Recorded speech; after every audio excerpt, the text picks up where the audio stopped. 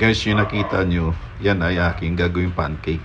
Yan ay pinaghalong carrots, malunggay leaves, oatmeal, egg, and pancake powder. At mayroon ding mga slice kalabasa guys, nilalagay ko sa pan.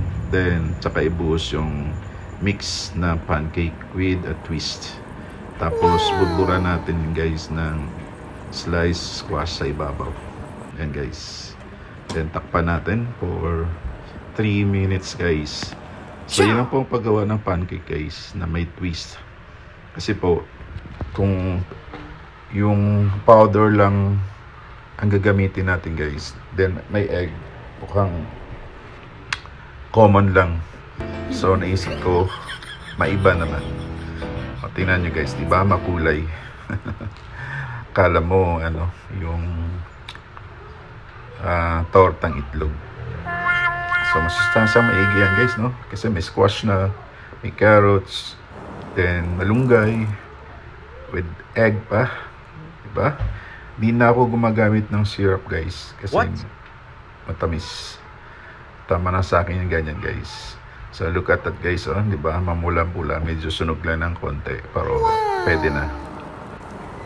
So binaliktad ko na guys, yun ang the other side na medyo din, sunog ng konti, pero tama lang, di ba?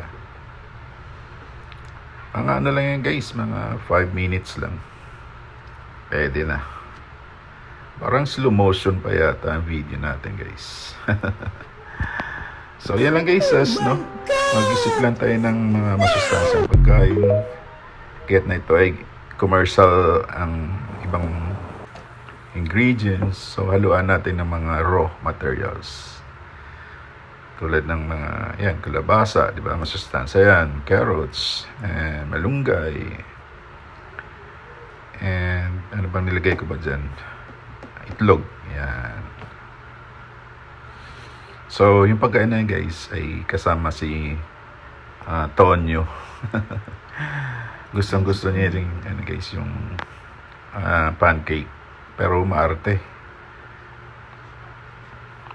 Ayaw kumain minsan, pero ginagawa ko, nagdadrama ako, iiyak ako kunyari. Tapos lalapit na siya, tapos sabi ko, you eat na. Ayun, kakainin niya, pero ayaw, amoy-amoyin lang niya. Yun guys, naka-plating na tayo. Meron tayong side dish, ang ating boiled egg. Yan. Diba? Sobrang masustansya guys. At meron din tayong konting fruits and veggies. So meron kasing pipino guys. Yan lagi guys sa umaga. And of course, ang ating MX coffee. So sa MX coffee guys, hinahati ko.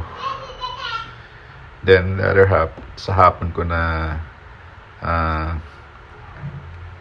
gawing kape. Yan. Kasi medyo matapang yung MX coffee guys At mahal na, grabe. Dati 180, ngayon 200 plus na, 210. What? Medyo mahal na, kaya tipid-tipid lang. Oh, look at that guys, diba? Ready to eat na. At si Tonyo ay naghihintay na. Naka-slice na yan guys. So yan ang aking daily routine guys sa umaga. Prepare pancake with a twist. Wow! Oh, ganyan lang guys. Mag-isip lang tayo ng mga masustansang pagkain. Kasi as senior, hindi na tayo basta-basta kumakain ng mga processed food, lalo na